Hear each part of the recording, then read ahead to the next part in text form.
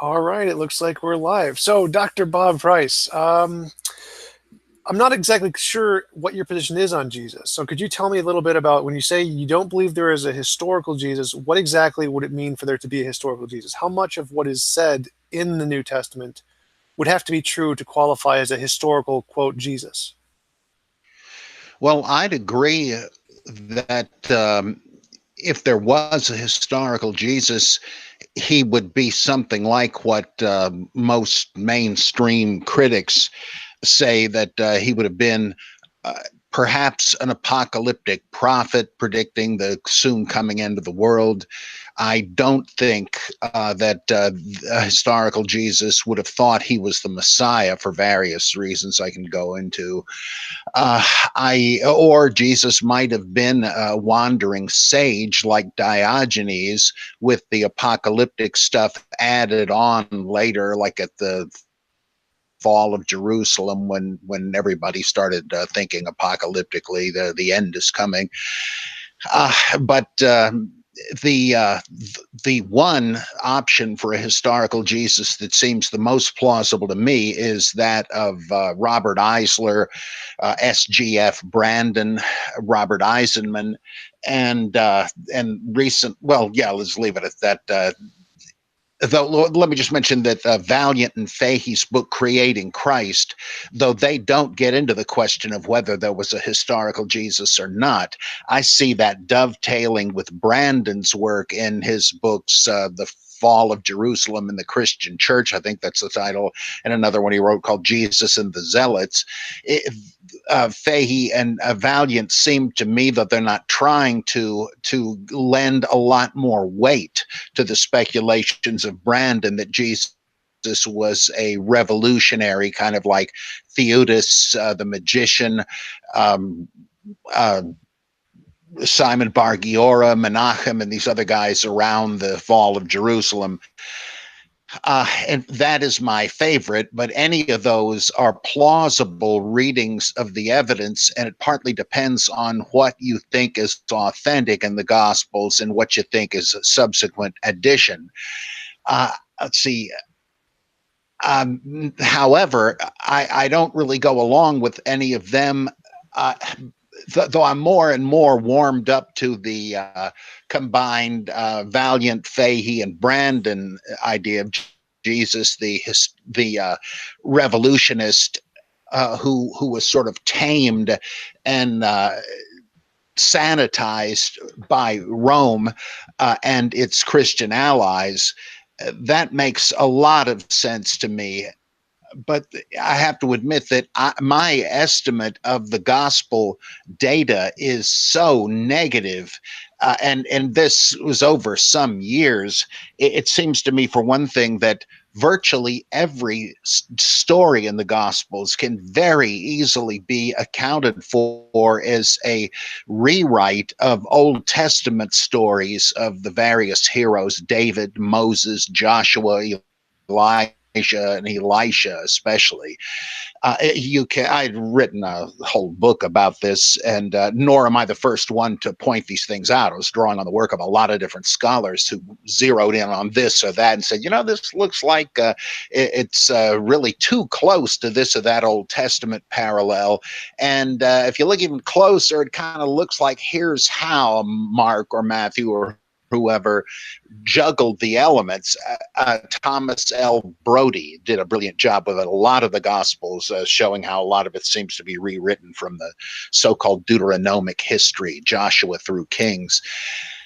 And the sayings also, a lot of those are so parallel to rabbinic sayings and sayings of Cynic and Stoic philosophers of the era. Who are widely known, that you have the same problem Jacob Neusner points out with regard to the attribution of sayings to the rabbis in the Mishnah and the Talmud. Often the same saying will be attributed to two or three different people in different places. And Neusner says there's really no way to know who originally said this. It must not have been all of them who originated it. And I think that though Jesus could have, historical Jesus could have said many, many of these things, what's left doesn't make him very distinctive, and it's hard to see how he would have become the fountainhead of a new religion. Just to beat this to death a little further, I think that the complete conformity of the gospel stories of Jesus to the mythic hero archetype that you see in loads of hero tales and biographical legends of founders like Moses and the Buddha and Zoroaster.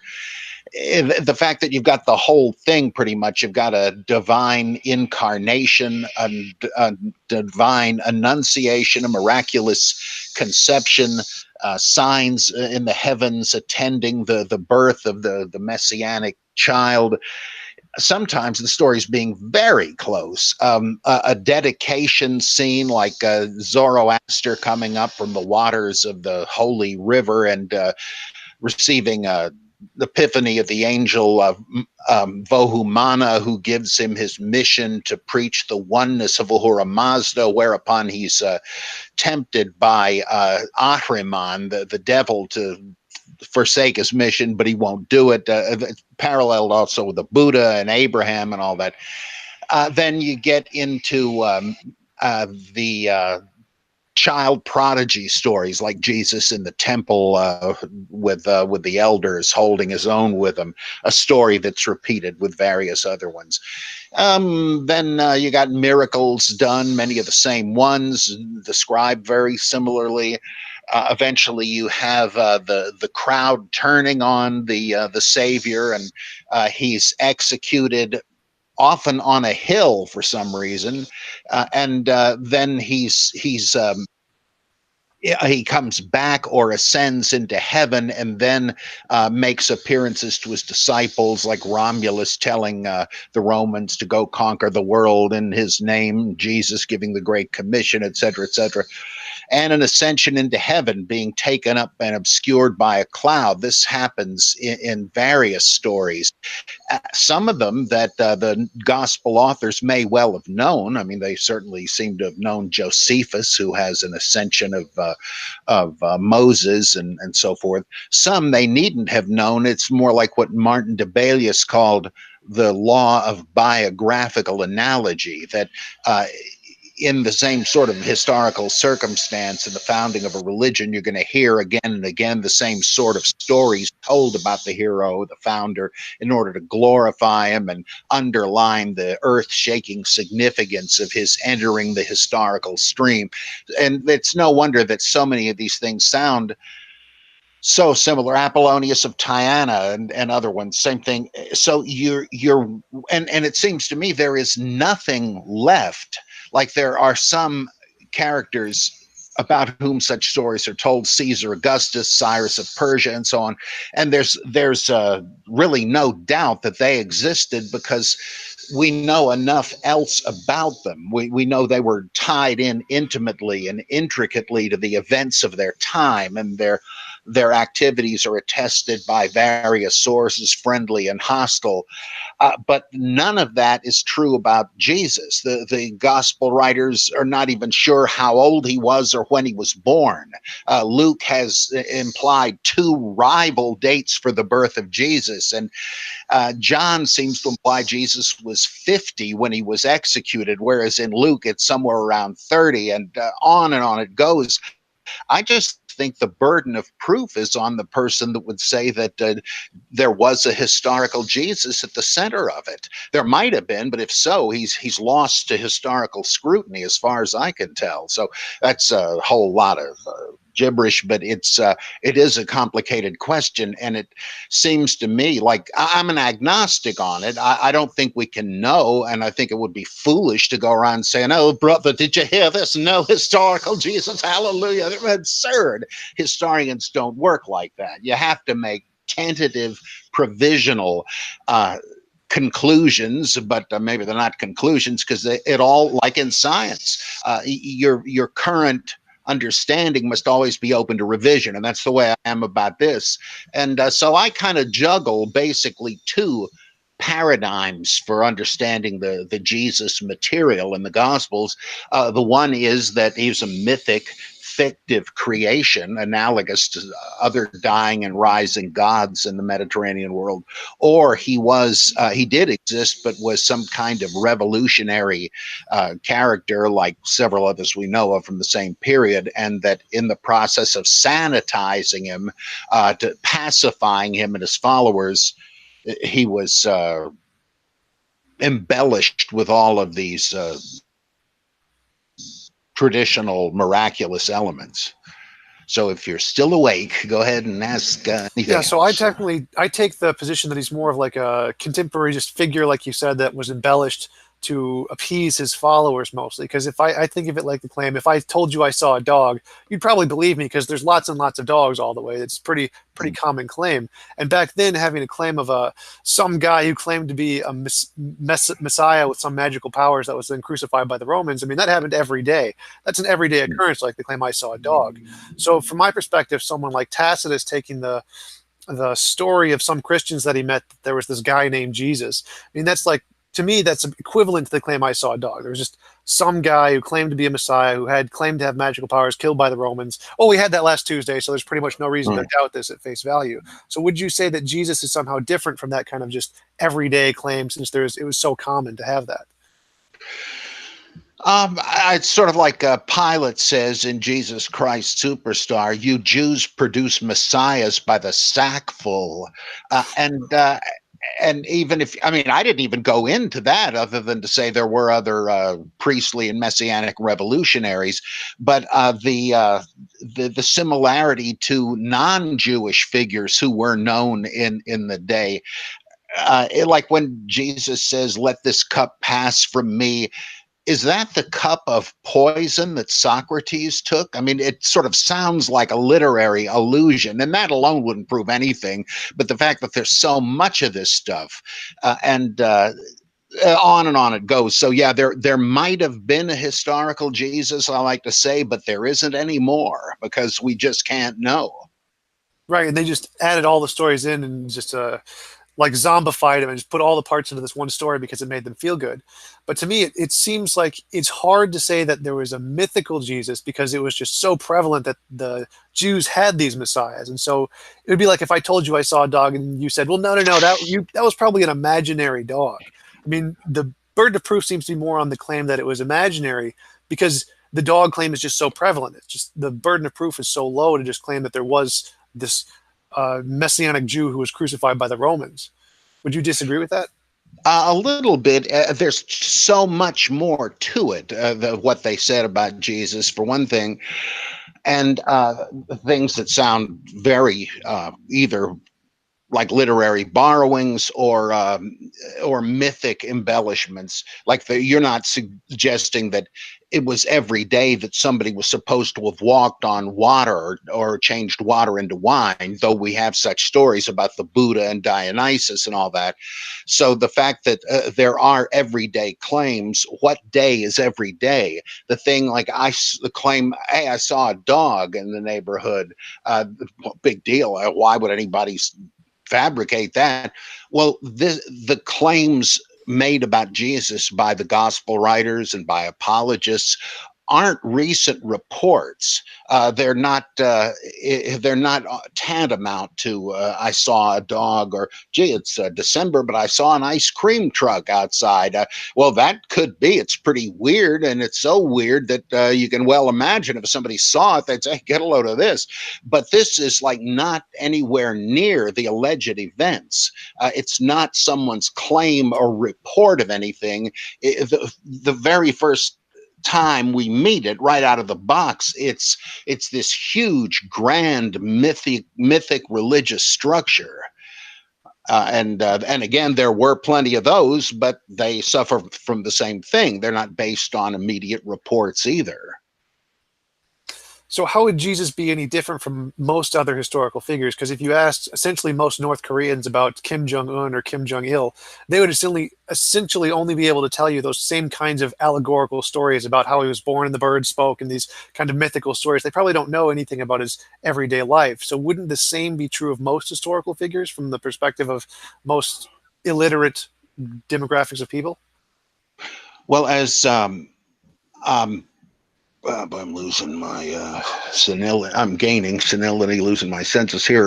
Collingwood, R.G. Collingwood, in his great book, The Idea of History, says that there is a history of propaganda for which propaganda is the fodder. It doesn't tell us about actual history because we can, especially since we can disprove a good bit of it, but it's not just worthless. It tells us something that people fabricated certain stories. And in North Korea, it's the cult of personality spawned by a propaganda machine. I mean, that's not even authentic legend.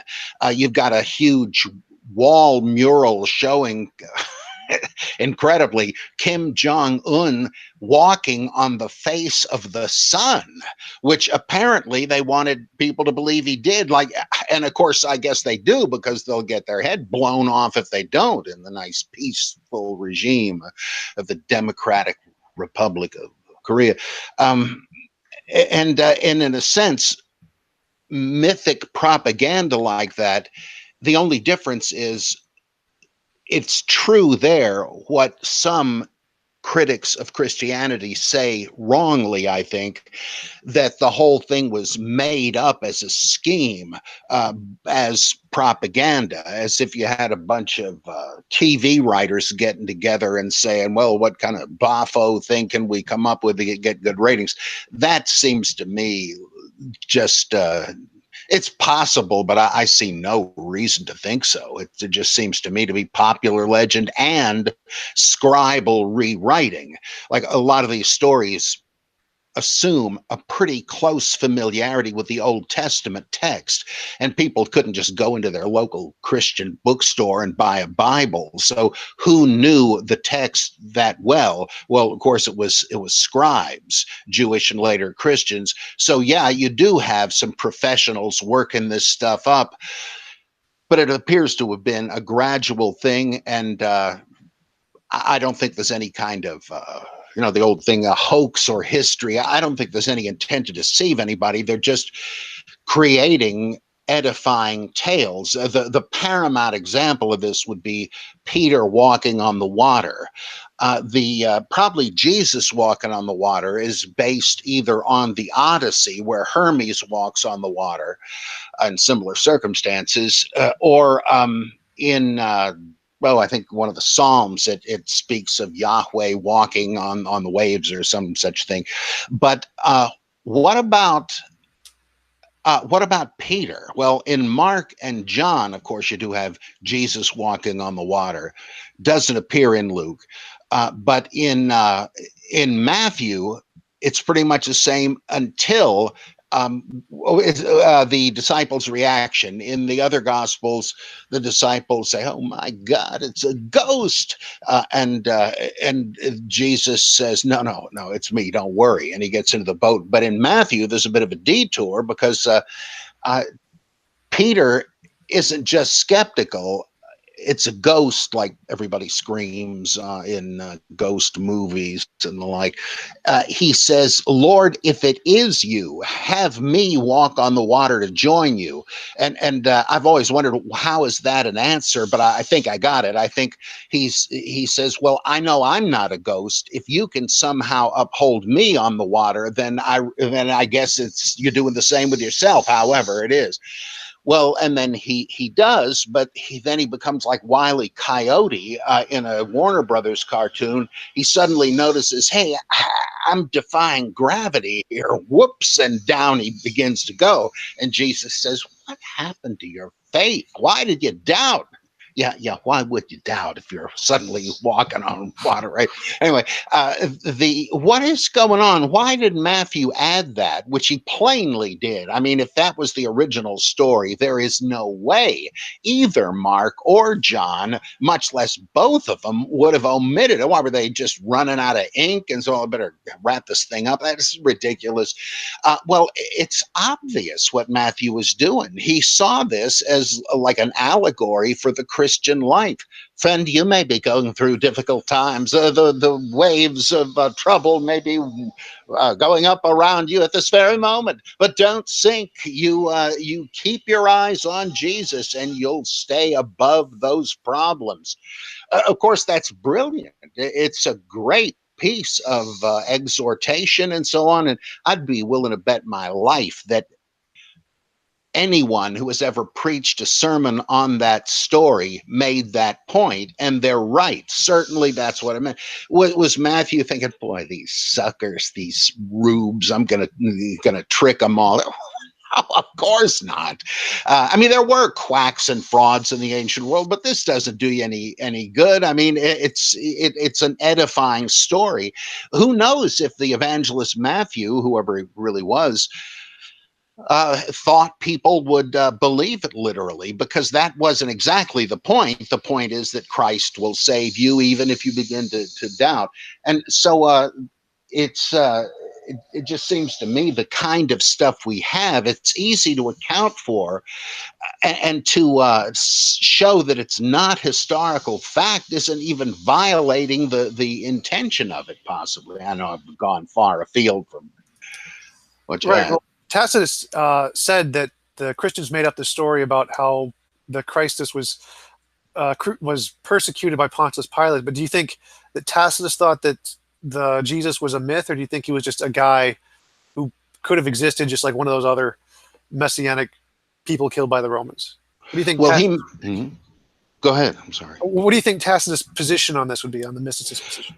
Well, if he actually wrote the celebrated paragraph, and I'm willing to assume he did, though there are real arguments against it. But if he did write it, it sounds like he just took Jesus. Well, he doesn't even use the name Jesus, but Christus, or some manuscripts have Crestus, that he took this to be another guy like Theudas the magician or Judas of Galilee. He says, Christians, oh, you know who I mean, don't you? The sect that was founded by this guy. He doesn't make any claim of miracles. I think he does say that, well, no, it's Josephus who says his disciples, those who loved him from the first, never abandoned him, but said that he appeared to some of them 3 days later. I don't think Tacitus even says anything like that. He says, oh, yeah, he was the founder of these Christians. Yeah, well, that's where I get my analogy from, of like the claim "I saw a dog," because it seems like that's just the history of the time was just rife with these examples. That it seemed like you could just take it at face value that this Christ guy existed and he was just one of those Jews that was just killed. So it seems comparable to me to the claim like, "I saw a dog, I saw a Christian guy who was crucified by the Romans." Like, yeah, okay.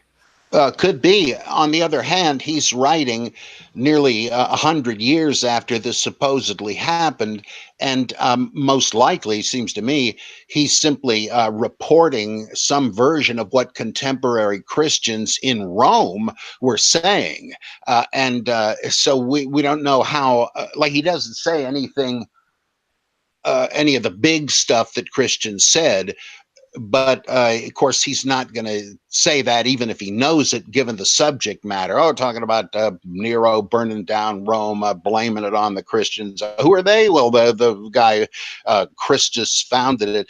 He's not going to say, and, you know, interestingly, he walked on water, changed water into wine, ascended into heaven, and all that. So even if he knew they said that, he's not going to get into that at the moment. So it's very hard. I mean, this is the kind of picky, endless ambiguity you find in all these historic reports that really make it almost impossible to know what the heck happened. And I think of today with mundane events that this whole thing that Donald Trump was colluding with Vladimir Putin. There's no evidence for this at all, but there was a propaganda legend created to discredit Trump, and this is going on all the time. I remember back in I guess the early '90s. Do you remember what the heck was? There was some babysitter who I can't think of her name, but the Long Island Lolita, they called her, and she apparently tried to kill the husband of the guy she was dating and all that. Well, right around the same time, the three big non-cable networks put out docudramas about this, and they all differed. I mean, whatever happened had happened only months before, and it was impossible already to tell what happened. And same thing here, it seems to me. Oh, do you think that it would be more likely that that it would be easier for Christianity to build early followers if there was really a guy behind it as opposed to it being a fictitious character? Not necessarily, because that uh, I hate when people say beg the question in this sense. I guess it's appropriate. That sort of presupposes the answer to a prior question. How did people wind up joining this religion?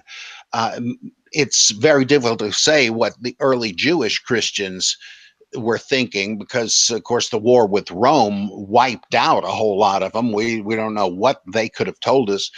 The people in the Mediterranean world and Asia Minor and all that, if the Pauline epistles are anything to go by, nobody was talking about any life of a historical Jesus anyway. They were talking about somebody that sounds very much like a mystery religion deity: Mithras, Attis, Adonis, Osiris, Dionysus, and so on. All they knew, as far as we can tell, was that I can have eternal life if I join myself to the dying and rising of the Savior called Jesus, which happens to mean Savior anyway. And so I'm going to do it. And eventually people started telling stories about what Jesus was supposed to have done, perhaps to fill the gap.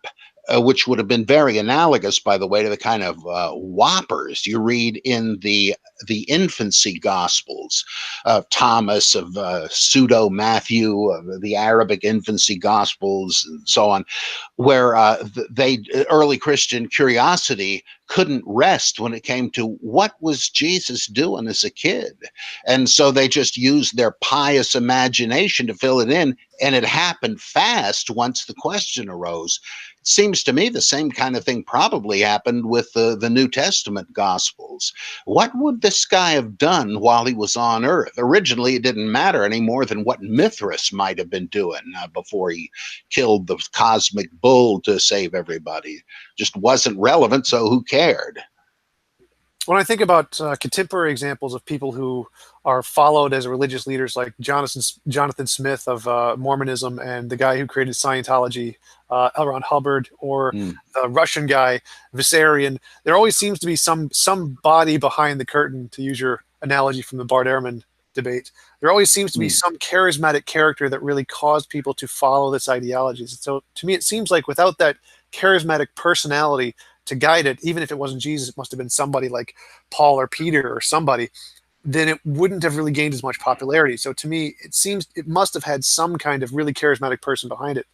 Oh, there must have been such people that spread the gospel. It's just a question of, did Jesus start the ball rolling? Well, I mean, because there's a major theory that more liberal scholars have always held, that Jesus did exist, but really the Christianity was founded by Paul. If you get to that point and think that's plausible, it's like it doesn't really matter if there was a Jesus.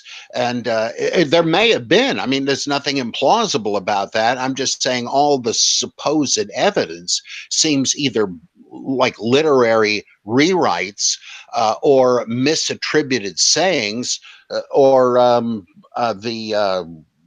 the mythic hero archetype. It's like there's nothing left. Like, again, Augustus, his biography fits some of those things. He was the savior, he was the son of God, he brought peace on earth. The news of his birth was the beginning of the gospel, the same Greek phrase in the beginning of Mark, and so on. And we know he existed because you wouldn't have had all this history without him. But you just don't have Jesus connected to history in that way. Even the stories that seem to do that in the Gospels, where he's connected with Pontius Pilate, with Caiaphas, with Herod the Great, and all that, scholars for generations have seen these stories as likely fictitious, and people that never even thought about Jesus not having existed. Just looking at these stories, they said, wait a minute, Pontius Pilate, a Jew hating bigot who outraged Jews every chance he got, he's going to let a bunch of pool hall rowdies in an alley bully him into letting go a guy he is convicted as a terrorist and let Barabbas go? Come on. That's just not possible. And the stuff we know about Pilate, we know from other sources, Philo and Josephus and all that. So that one's virtually impossible. Or Herod the Great, he kills all the kids in Bethlehem to get rid of Jesus. This sounds so much like the slaughter of the innocents connected with the birth of Moses, not only in Exodus, but even more in Josephus's rewrite of the Exodus story. Herod the Great was a paranoid maniac. You can imagine him doing this. Maybe he did, but there's no record of it, though many other atrocities committed by him are recorded. And it's so much like this well-known biblical story, you really have to say, I'm not so sure. Or Caiaphas, the high priest of Israel, he is having a legal hearing with Jesus on Passover Eve. This is like the Pope skipping the Christmas Eve or the Easter Mass, saying, I gotta go down to the dry cleaner. I'm sorry, you guys will have to take it. It's impossible. So one of, like, with no connection to a theory that Jesus didn't exist, these things fall away one by one. And so again, I say, where was this Jesus? Where was his footprint on history? We can say about the theological Christ. Oh, well, yeah, there's a huge footprint there, but that's not quite the point we're making. And I said to Bart that if you come up with a modest historical Jesus that would not have been significant enough for Josephus and others to record him, why did Christians make a big deal out of him? It's like deciding you want to discover the historical Superman and finding out that, well, there was a Clark Kent who was employed by the Daily Planet. So we've got the historical Superman. No, you don't. You have a historical Clark Kent, and that is quite different. And so there's a lot of slipshod argumentation, I think, though there may have been a Jesus, and all it would take to convince me would be if we had one of the many, many old papyrus letters from that period where somebody just happened to mention that they had seen the famous Jesus of Nazareth during a visit to Jerusalem or something. That's all it would take. I mean, that's not any kind of propaganda. If we had only that, I would say, okay, that's it, forget the mythicism thing. I don't care one way or the other. It does not have an impact on me, though it's a fascinating question. Oh yeah, I agree. I think that's why I'm interested in the topic, is because it is a very fascinating question. So, but to go back to your point of why would they be interested in this Clark Kent character? I mean, most of the people that people are revered today, they're just like the Clark Kent. It's just people are deluded into thinking they're the Superman character, and they attribute all these weird stories to them. Like I'm one of several of your debates. I've heard you talk about how Charles Manson was claimed like he could lift a bus over a gorge or something, and that there was these claimed miracles of all these essentially just average dudes just because they're charismatic. And so it seems like most people tend to aggregate towards these just Clark Kent characters who they are deluded into believing they're the Superman characters. So I'm not too surprised at the fact that even if there was a historical Jesus in the Clark Kent kind of a sense, that was embellished to be the Superman character, and that was followed. Why would anybody have done that with good old Clark, a bumbling but a reporter, probably a coward, everybody thought, but a good writer? Why would they have done that? And if you're going to say, you might say, well, I bet he got the Pulitzer Prize. So let's say he did. But how much farther could you go?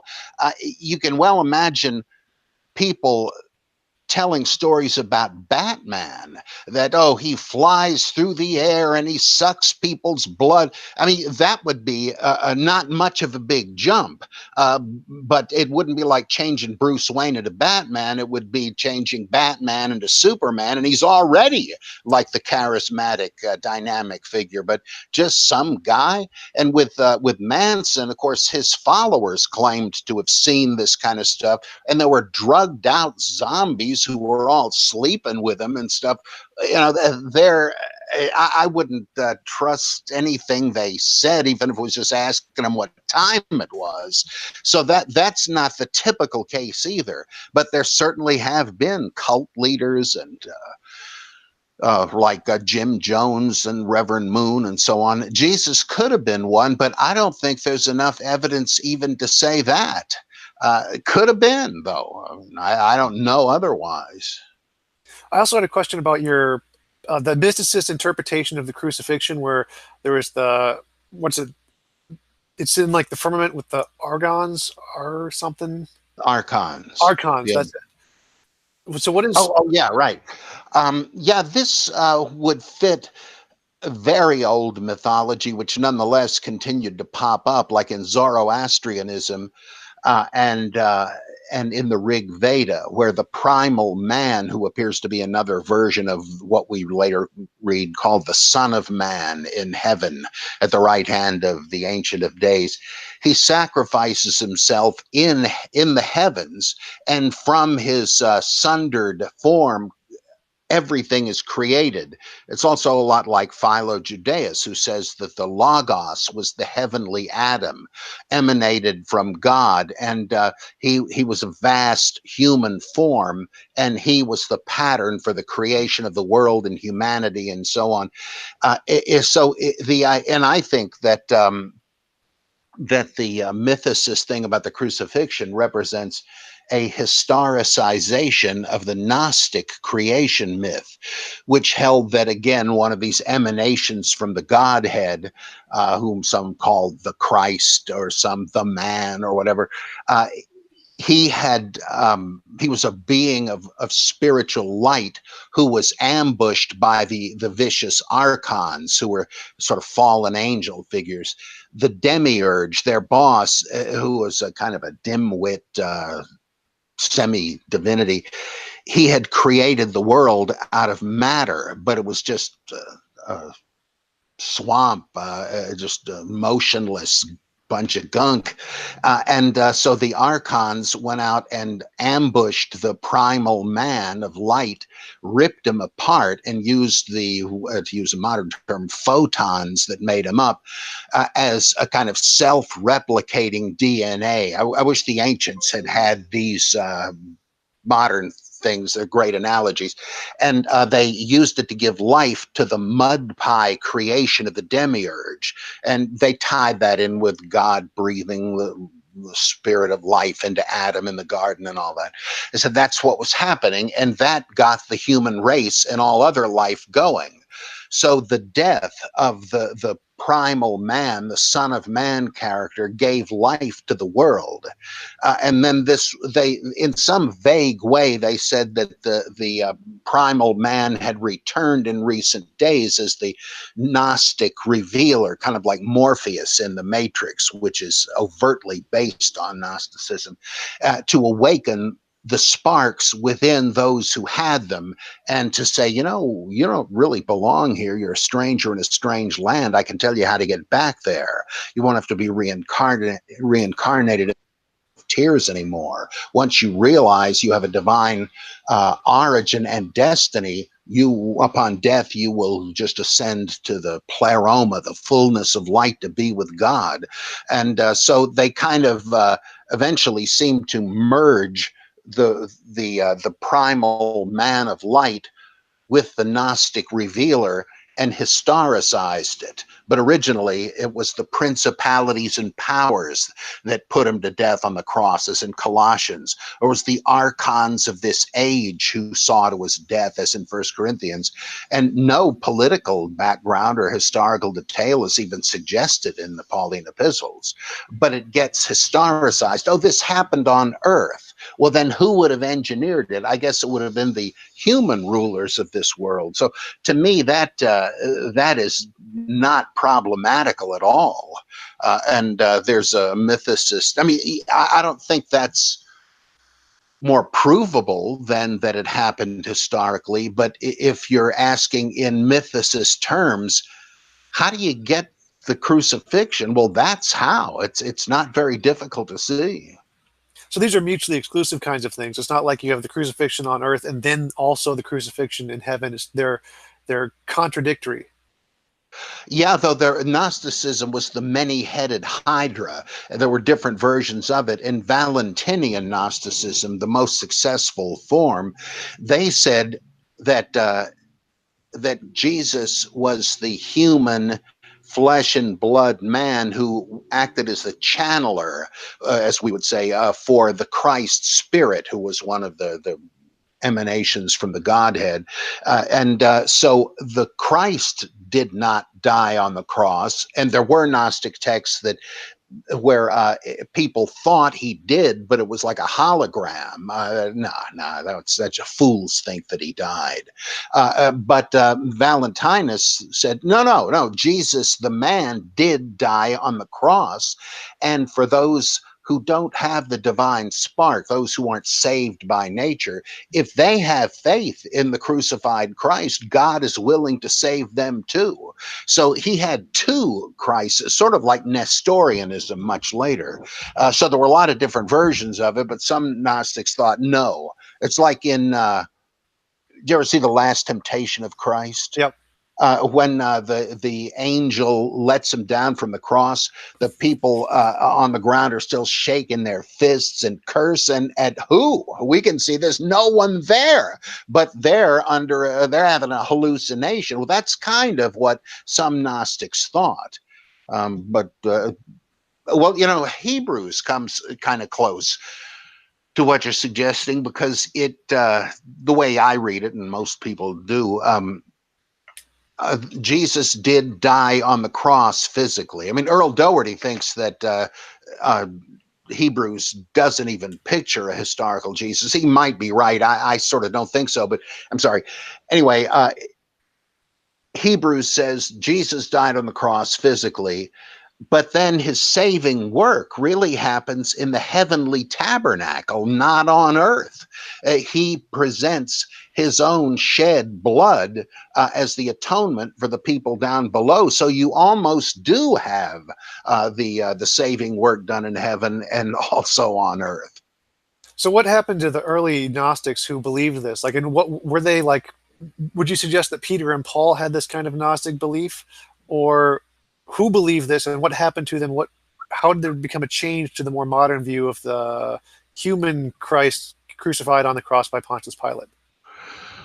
Well, that's part of the big question of how, if Jesus was originally a mythic deity, how do you get historicized? Period. I mean, the whole shooting match, and the answer to that, I think, that was supplied over 100 years ago by Arthur Drews. It looks like in English pronunciation, I think it's Drefts, though. Arthur Drefts, a Dutchman.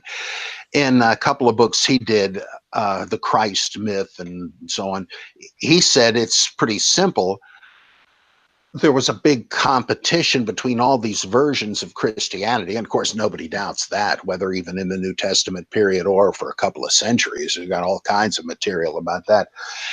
People began to posit that they had the truth about Christianity right from the horse's mouth, that their leaders a few generations back had been taught by a historical founder, and they transmitted it. And so if you want to know what Christianity is about, listen to them. I mean, that's very clearly stated by Irenaeus in his book Against Heresies.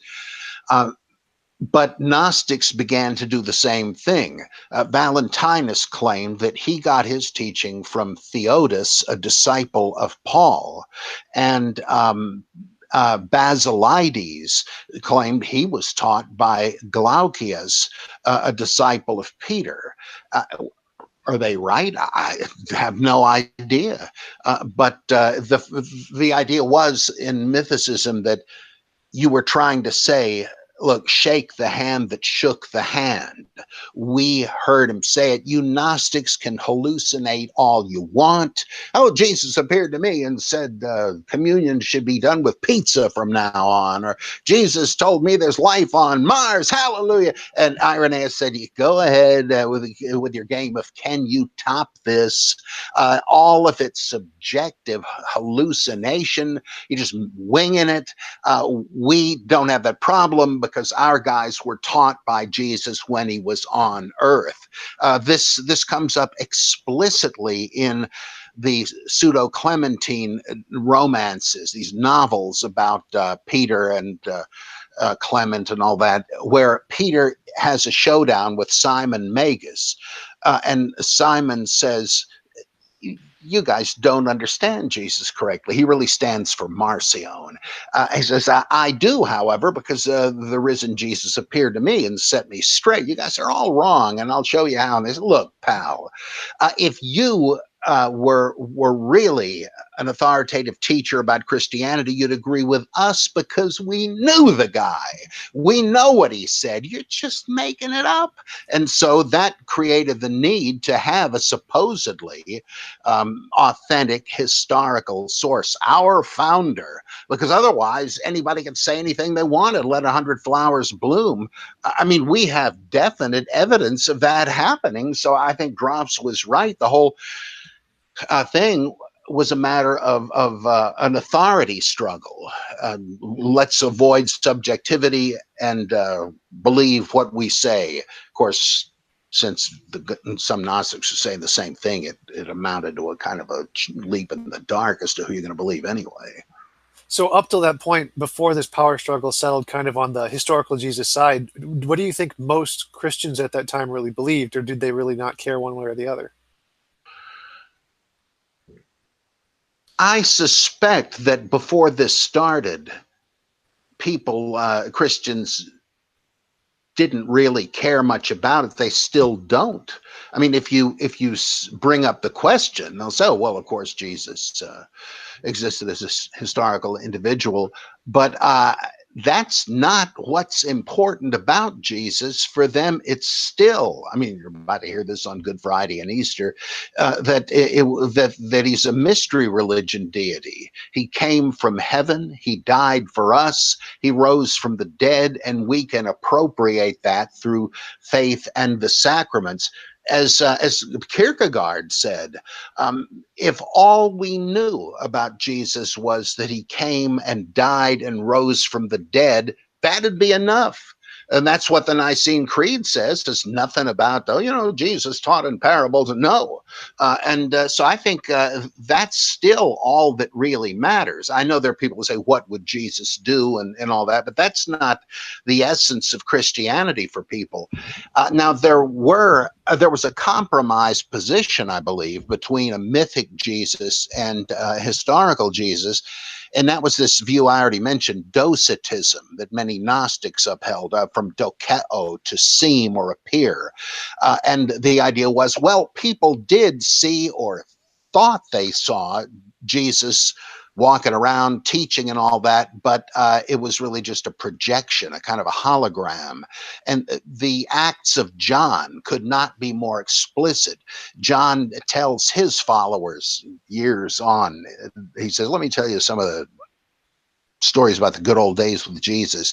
I used to notice that if I reached out to pat him on the shoulder, sometimes my hand would go right through as if he was a ghost. But then other times I'd have to rub my knuckles because it was like striking Superman, or it was like steel, he said. I would notice when we were walking on the Sea of Galilee, the shore, he left no footprints. I noticed that when we were sitting next to each other at the table, he would never eat. What's this? And so he says, yeah, Jesus just had the appearance. He wasn't really a flesh and blood character. My theory is that that was a way of splitting the difference between there was never a Jesus who lived on earth and saying, oh, yeah, there was, and he was, okay, miraculously born, but a flesh and blood human like us. This was kind of a compromised position, and a lot of people believe that. And in effect, they still do. Ask devout Christians, do you think Jesus ever had to go to the bathroom? Could Jesus have starved to death? If Jesus was hammering a nail in the carpenter shop and hit his thumb, would he have started cussing? Schleiermacher, the great father of liberal theology, he was still haunted by stuff like this. He believed Jesus had to have been a flesh and blood human, but he said that being perfect, Jesus could never have made a mistake on a math problem. He could learn, but not by trial and error because he couldn't make errors. Somebody that says this is a kind of like Ernst Käsemann said, a naive Docetist. Remember in John chapter 4, Jesus is tired of sitting by the well. Disciples go on into some supermarket. Couldn't very well have been the Piggly Wiggly, that's for sure. But let's say the Food Lion of Judah, maybe. And he's there, and this woman's dipping the bucket in the well, and Jesus said, would you mind if I had a drink? She said, hey, look, nothing doing. You know as well as I do, Jews can't use the same dishes that Samaritans do. They hated each other so much. And then et cetera, et cetera. And the disciples come back with the bags full of bologna sandwiches and stuff. And they say, here, master, eat. And it's not, no, thanks. Maybe next time. I have food to eat that you know nothing about. For my nourishment is to do the will of my Father. Wait a minute. Jesus doesn't need to eat? Or he's on the cross and says, I thirst. Okay, there, he's really human, right? No, it says simply in order to fulfill scripture. He said, I thirst, because a line quoted out of one of the Psalms. And so it's a lot of people today, and even when you don't expect it, in the New Testament you've got, or in Pauline epistles, he assumed the form of a servant, the likeness of mankind. Why don't you just say he became a man? Why this distancing language? So a lot of people may have believed in Docetism, if not mythicism, and my guess is Docetism was a sort of a mutation of mythicism. But there are other stories they make up in order to account for certain things, like the fact that it was Jesus of Nazareth, and the fact that he was born in Nazareth. And they created this entire elaborate nonsense of a census that people were forced to go back to their homeland. Now, that doesn't make any sense at all. And that seems whoever created that story totally undermines their credibility if they're trying to argue that they're a credible source of knowing what Jesus was like, because he was supposed to be born in the house of David, which was Bethlehem. So wouldn't it make more sense that if they made up this story to try and accommodate someone who they were already worshiping, like a real guy who was actually from Nazareth? I've Christopher Hitchens said that, and I'm constantly hearing that on the Bible Geek, but I don't see it because it presupposes that you've already come to believe that there was a historical Jesus who was the Jewish Messiah. And I mean, Christianity wasn't just a room with 12 guys.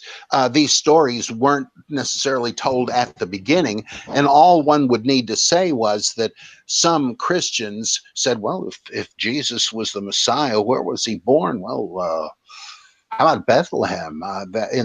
What's it, in Amos? I think it says, you, O Bethlehem, though least among the clans of Judah, from you will come forth for me one who is ancient of days, etc. And it mentions Jerusalem, house. I mean, Bethlehem, city of David, right?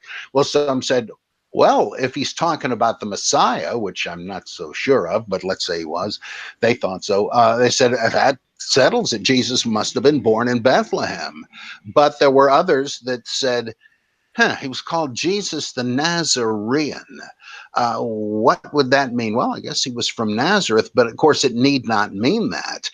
There was a pre-Christian Jewish sect of wandering carpenters and ultra pious Jews called the Nazareans, which means the keepers, apparently the keepers of the Torah or whatever. And they were still around in the first couple of centuries of Christianity. I think it's Epiphanius of Salamis who mentions them.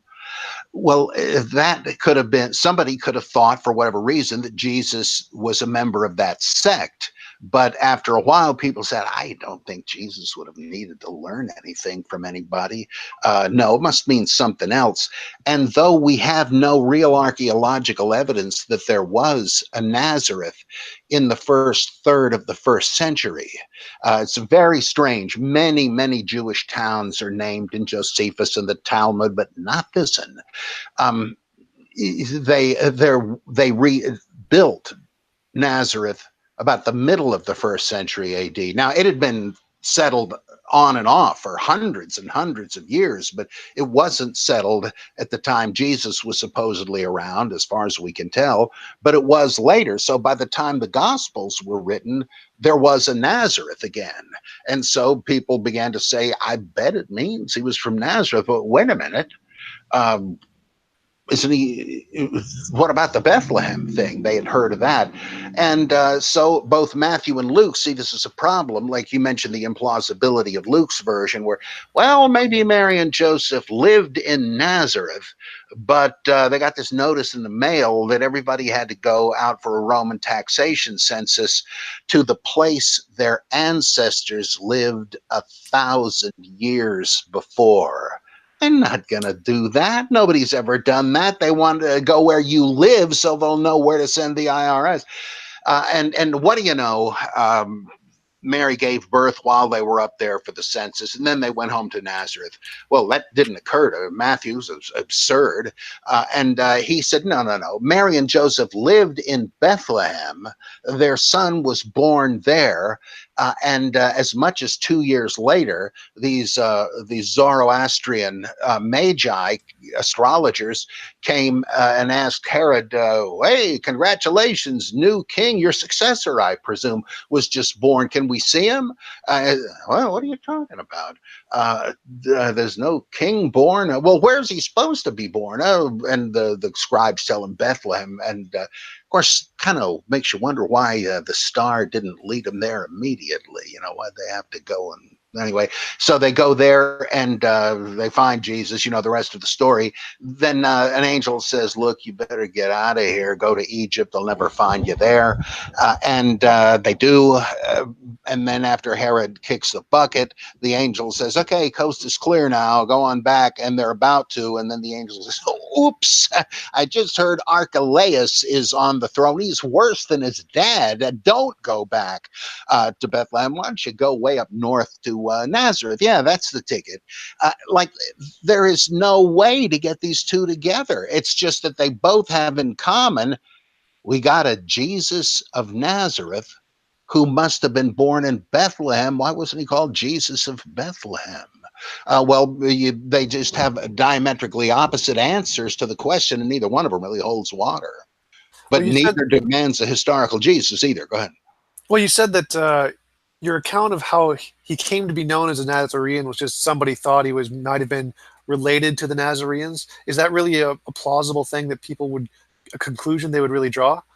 Well, according to this, they might have. I mean, that's no different than saying, for whatever reason, that he was baptized by John, who was a similar sort of a sectarian.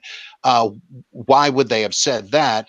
Well, if there was no Jesus, well, that would be if John the Baptist was a real historical figure, venerated as much as that Josephus passage said, it might well have been a credential for Jesus to have been a protege of John the Baptist. And the same might be true here if these guys were well-known pious ascetics. And if you said, well, Jesus was one of those, that would have been a great credential. What was he doing all that time? Well, he was with these Bible studying carpenters, hint, hint. So it's not that hard to imagine, but that gets reinterpreted. And there's an exact parallel in Buddhism, where in earlier versions of the story, after Prince Siddhartha renounces his wealth, he wants to seek the key to liberation. And first, he studies with two different ascetic sages. He finds their teaching unsatisfactory and then goes and sits beneath the Bodhi tree and is enlightened. Well, in later retellings of the story, they cut out the two teachers. And I think that's the same kind of thing, that for somebody, it was a mark of distinction for Jesus to have been associated with the Nazarene sect. But later on, when the Christology rose and they said, oh, he wouldn't have needed that. That would have been a charade. So to heck with that, maybe Nazarene means something else. Oh, that's interesting. Because Who knows, though? It's all speculation. yeah, because I mean, they did say that Jesus, when he was a kid, you brought up the story about him arguing with the scholars and things. So it seems like he would have meaningful interactions with them. He could have been a part of the group in that kind of a sense, where he was elected as a young kid just because he was so knowledgeable. So couldn't they also have made a case that he was, in fact, that he would have benefited by being part of this group, and instead of making up all this stuff about the consensus, they could have just said, yeah, he was actually a part of this Nazarene group, and it didn't mean he was born there. Wouldn't that make more sense, and then say he was actually from Bethlehem, than arguing for this whole consensus line of reasoning? Well, it's just that different Christians believe different things. You can see even in the Gospels, like when Jesus in Mark denies that the Messiah is even supposed to be a descendant of David. Well, in other parts of the Gospels, people say, oh, help me, son of David. Not everybody believed the same thing. And so luckily, these things are preserved. You have the same thing in Genesis. When did people start addressing the deity as Yahweh or Jehovah? Well, according to chapter 4 or 5, it says in the days of Enosh, people began to call upon the name of Yahweh. But then in Exodus 3, I guess it is, Moses encounters God in the burning bush, and he says, well, who am I to tell the Israelites sent me? And he says, tell them that Yahweh did. I am that I am. Tell them I am has sent you. Tell them Yahweh, which is a pun, sent you. Well, which way was it? I mean, Enosh must have at one point been understood to be the first man. Again, the different groups had different first men. Adam or Enosh, both of them kind of mean man. And so some people said, well, as soon as he was created, man was told to call him the name of his creator. But somebody else said, oh, no, that had no idea of that story. And so, well, it must have been with Moses. He really started the Jewish revelation. There's just no way to harmonize it. And lucky for us, the Bible editors usually didn't try. They just preserved what they found and made a kind of a scrapbook of it. Could you explain to me more about your methodology? Because you disagree with like Bart Ehrman and most of the academic consensus about certain passages, like the Gnostics, where Bart Ehrman says that the Gnostics, we don't really know anything about them, and they probably came in the 2nd century, whereas you interpret them as coming earlier. And there are a lot of passages you interpret as being interpolations that they seem to disagree on. Can you explain to me how your methodology works to come to those conclusions, and could we apply those to lots of other historical characters as well? Oh, yeah, you sure can, and it's been done. Like, what's his name? E.J. something Thomas wrote this great book, The Life of Buddha as Legend and History. He does the same thing, showing the inconsistencies between the stories and the teachings and peeling back the layers and saying this must be the later one, this must be the earlier one. With the interpolations, Bart, like a lot of anti-mythicists, say you're just in a tight spot. You're trying to get out of it. You say that Paul knew nothing about the life of Jesus. What about this, that, and the other thing? Well, as I said in the debate, which nobody seemed to hear, all of these passages were tagged as interpolations by non-mythicists who weren't even talking or thinking about it. No, it was because, gee, this doesn't have the standard Pauline vocabulary, or this seems to interrupt the flow of the argument, and this seems to use anachronistic stuff. Or what my favorite, in Galatians 1, in the fullness of time, God sent forth his son, born of a woman and born under law. Do you usually go out of your way to say that, oh, one thing about President Trump, he was born of a human mother? Does anybody doubt that? Well, in the case of Jesus, you bet they did. The Marcionites said Jesus descended directly from heaven as an adult and went right to the synagogue in Capernaum. Yeah, it seems to me that that is an interpolation to try to have Paul undercut the claims of Marcionites, who were Paul's biggest fans. And a bunch of things like this. The Last Supper thing in 1 Corinthians 10 or 11, wherever it is, this doesn't seem to fit the context. It's like zigzagging, and often that's the case. We don't have any trouble seeing this in the Gospels. Everybody for generations has known that, yeah, these things are patchwork quilts. They recorded all these different sayings and stories, and sometimes grouped them by subject, sometimes maybe chronologically. The same sort of seams appear, redactional seams, as they say, appear in the epistles, where this, like, oh my God, First Corinthians, what a playground for this kind of thing. In one chapter, you have it said that it's okay to eat food previously sacrificed to idols. If it's given somebody else trouble, don't do it, but inherently there's nothing wrong with it. In the very next chapter, it says, hey, don't be like the Israelites who joined in the feast of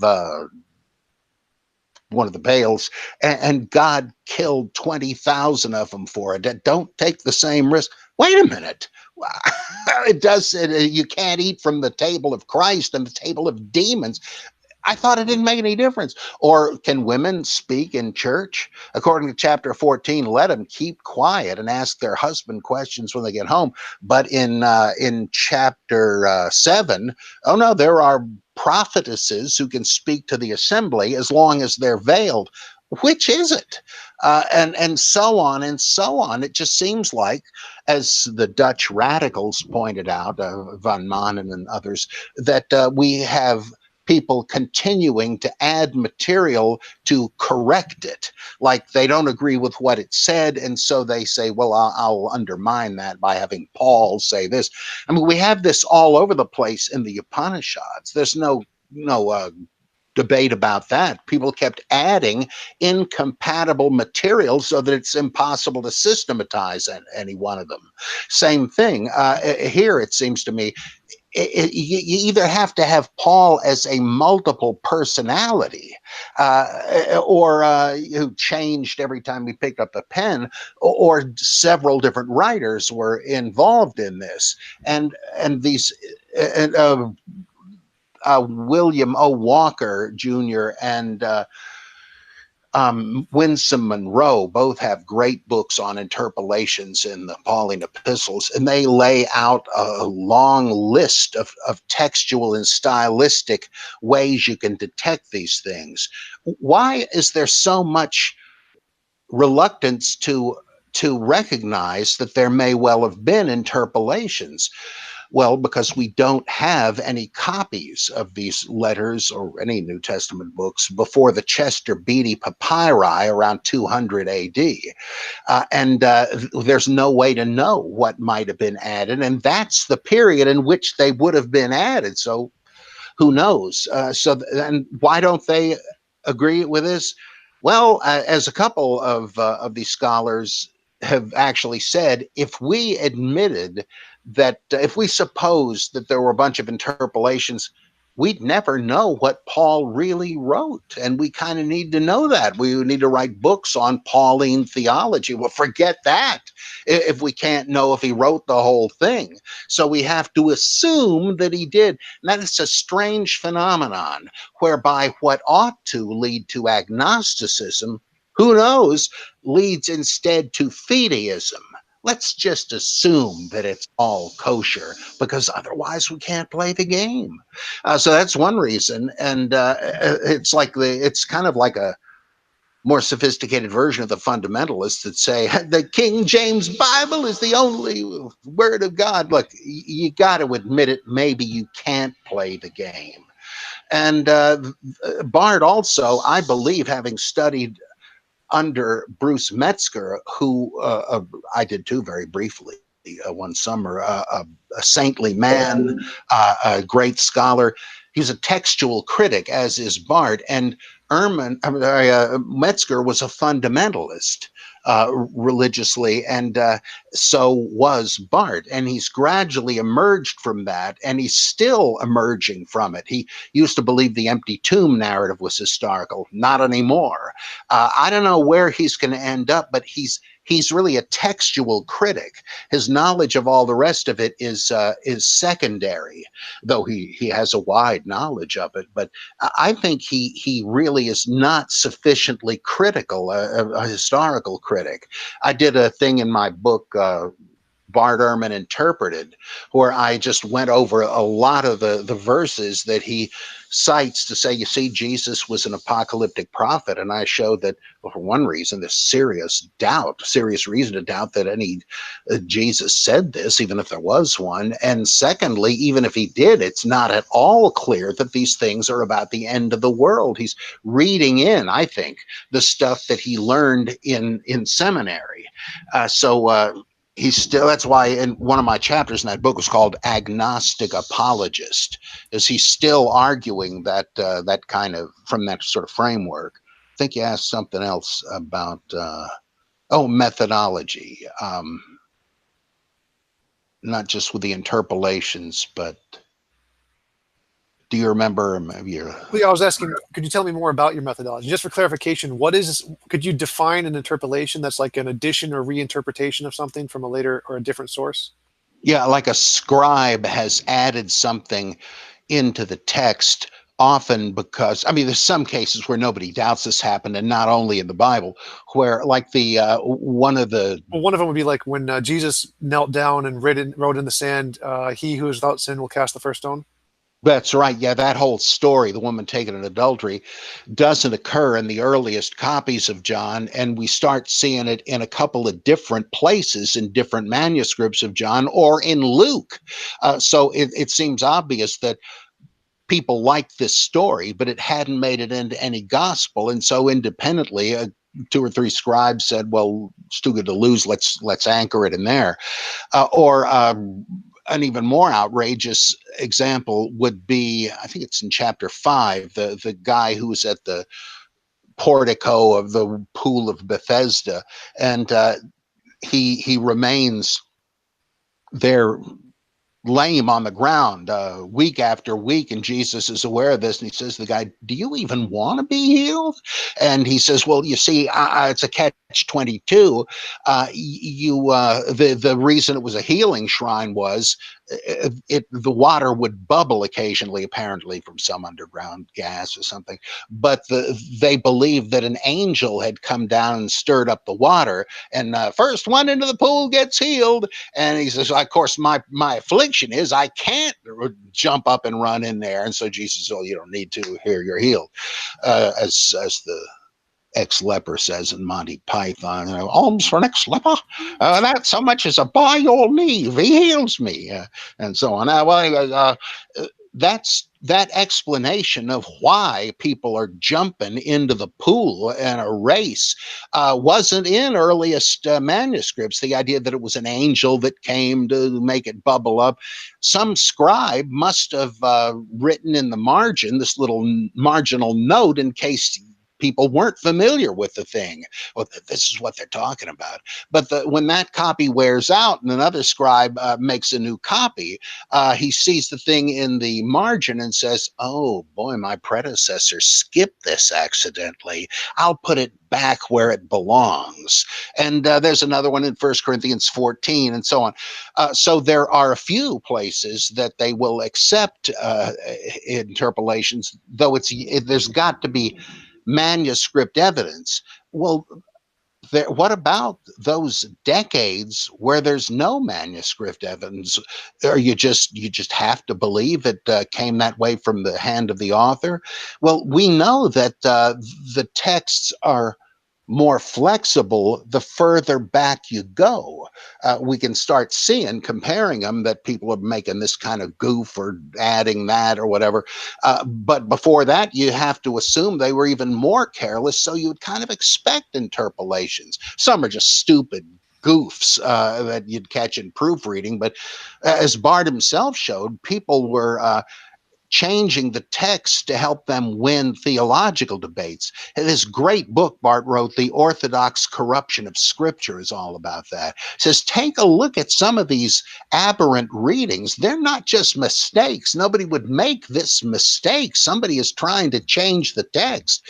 So, oh yeah, you're wrong. Look at this verse. Oh, okay, let's take a look at it. Hey, where'd it go? So that you had that kind of thing, as he shows. So there shouldn't be anything controversial if you can show that it's anomalous, doesn't fit into uh, the logic of the argument. The vocabulary is strikingly different than that we usually find in this author. There's an anachronism, like when Paul seems to be referring to the destruction of Jerusalem. God's wrath has come upon the Jews at last. Wait a minute, I thought this was written in the 50s. Jerusalem was destroyed in 70, and what else could he mean? Well, maybe he didn't write that. And so there's a lot of the stuff is not really inherently controversial. It's just theologically inconvenient for some people. The mainstream Society of Biblical Literature scholars are a lot closer to the fundamentalist rock from which they were hewn. Well, is it possible that it's an interpolation by Paul, or like he wrote it and then he went back and said, "Oop, I'll change this a little bit. This works better like this." Could that be a possibility? Oh, well, yeah. In fact, I think that's what the Western text of Acts is. There's this there's a couple of manuscripts, one in Greek, one in Latin, Codex Bezae, it's called, because Theodore Beza owned it, where the book of Acts is like 20% longer than it is in all other manuscript traditions. But it all seems to be of a uniform style, and since you can compare it, it looks like there's just some flourishes added here and there, like in the Ethiopian eunuch, uh,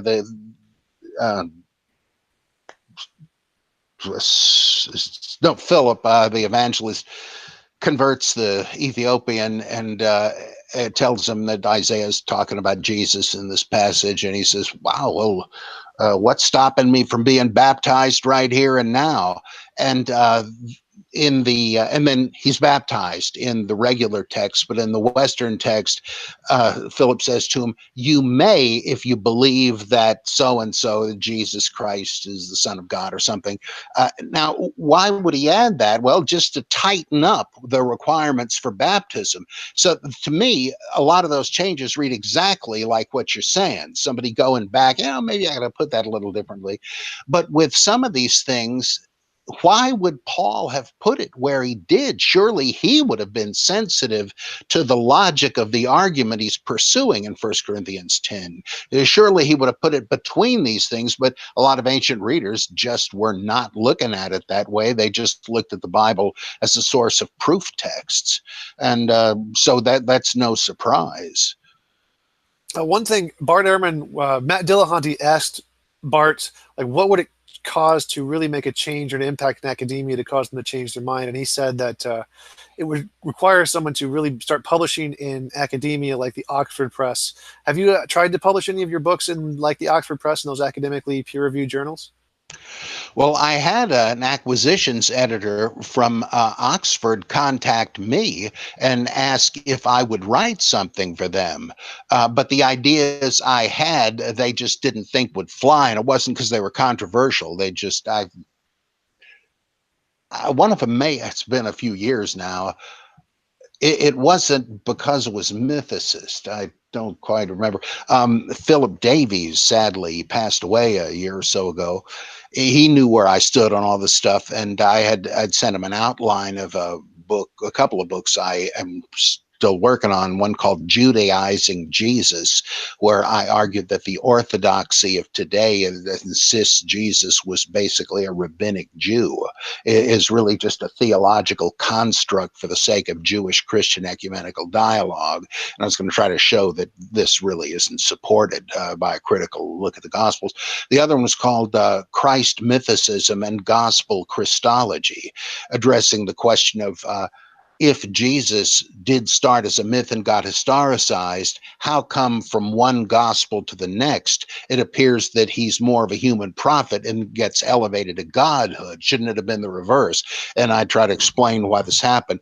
Well, Davies said he was one of the judges, editorial judges, whatever, for Sheffield Academic Press, which is pretty prestigious. And he said he'd be willing to help get it published. He didn't find it substandard. Morris Casey also sadly died a couple of years ago. He did a book slamming mythicists. He was really nasty and sarcastic. Well, I just couldn't wait to hear what he'd say about me. And he was pretty soft on me because I had the credentials. Of the other ones, he would refer to blogger so and so and just ridicule him. But I guess he couldn't say that much bad about me. And this is this thing about you got to get published in these respectable venues. Or another thing they say similarly, you have to represent some elite academic institution. Bart also makes no bones about the fact that if a mythicist applied for a teaching position at UNC where he teaches, he'd make sure they didn't get the job because they don't hire lunatics or eccentrics. Well, okay, I guess that's out in the open, but that was pretty obvious anyway. That's not going to happen. So so it's like a self-fulfilling prophecy. They make sure they keep nuts like me out of the halls of academia. I know this sounds like sour grapes, but it's been years since I ever even wanted to join the faculty of a university or a seminary.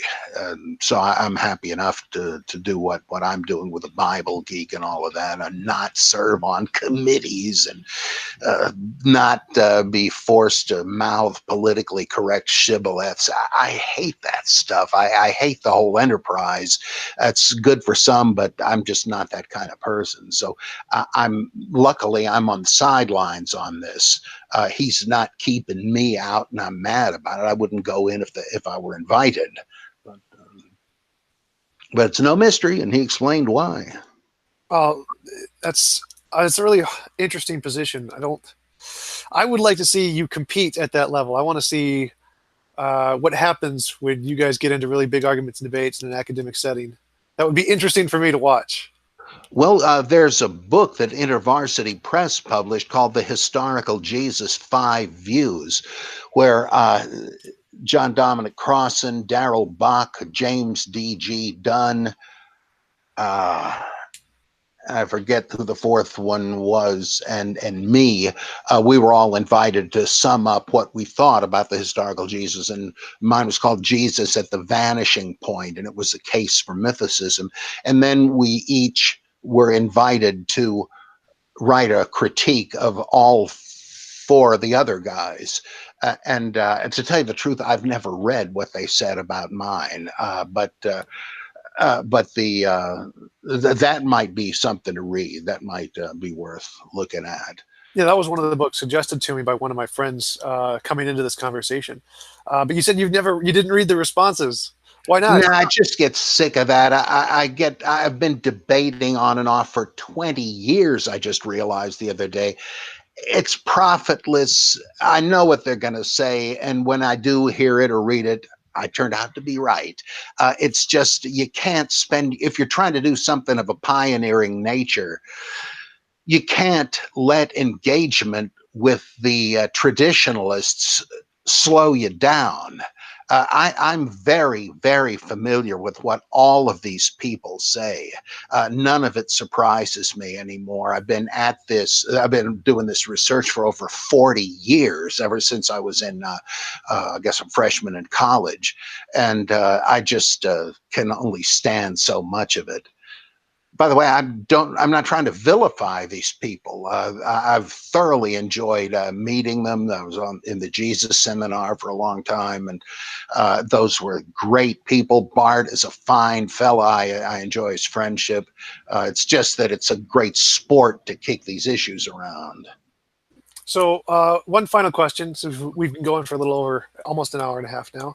What do you think are the strongest criticisms of the mysticist position?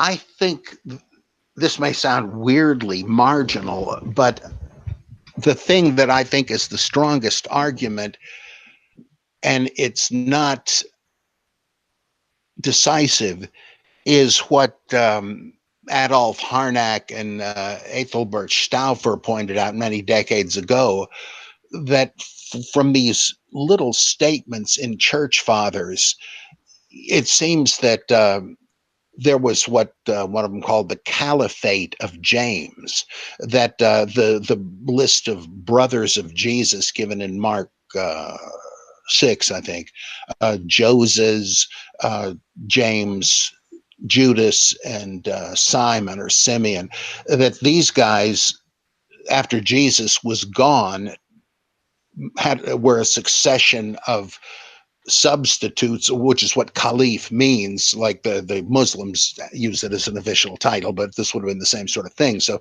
James the Just is the leader of the Jerusalem church, even in Acts. I mean, when they have the Apostolic Council in chapter 15, they don't vote on it. He listens to both sides and says, okay, here's what we're going to do. Well, we're told that he was a martyr, that he was so Jewish that the Sanhedrin didn't even realize he was a Christian. And when they called upon him to state his beliefs, they were shocked and had him stoned to death. And then we're told that Simeon Bar Cleophas, another brother of Jesus, took over as the head of the Jerusalem church. And then presumably after that, other ones did, but we don't have a whole lot of information. But why would there have been a kind of canonical list of the brothers of Jesus unless it was a succession list originally? And I thought, well, that is certainly plausible. The reorganized Church of Jesus Christ of Latter-day Saints took that route. The successor to Joseph Smith had to be his son, and so on down the line.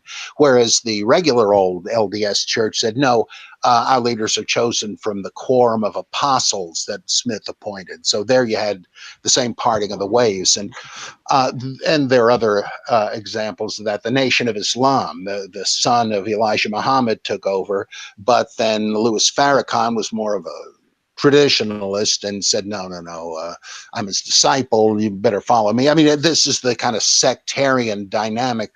And this fits the principle of analogy so well. I said, now this certainly implies that these people thought Jesus was a man who had brothers. It's just that that isn't decisive, because people used to make up in the Bible all the time fictive genealogies as authority claims. Like, how do we know that Jacob had 12 sons, each of whom was a patriarch of a different tribe? Well, in all probability, the 12 tribes of Israel was a confederation of 12 originally separate groups. There are plenty of these in the Mediterranean world, Roman, Greek, Middle Eastern, and all that. There would be 12 tribes because each tribe took a turn maintaining a central cult site, an altar or a temple or whatever. And so there'd be 12, and to seal the deal, they would fictively claim, we are all descended from the sons of one man. That makes us blood brothers. And or in with John the Baptist, you don't hear anything about Jesus being related to John until Luke, because Luke has this agenda of paralleling figures that he wants, whose followers he wants to reconcile. He does that in Acts with Peter and Paul. Does the same thing in Luke with Jesus and John the Baptist, and to seal the deal, he has John suddenly be a cousin of Jesus. Why didn't we hear that before? I mean, he's not even said to know who Jesus is in the other one. So there's reason to believe that these connections may have been later fictions. And in this case, if James, as Robert Eisenman says, was the teacher of righteousness at Qumran, and I think he makes a real good case for it. Well, somebody wanted to get those groups to join together, them and the Jerusalem church, and so they, well, they're brothers, and so that's also a strong historical analogy. So I don't think there are really any strong arguments decisive against mythicism, but it's all pretty vague. I mean, there's no real decisive arguments for any of this stuff.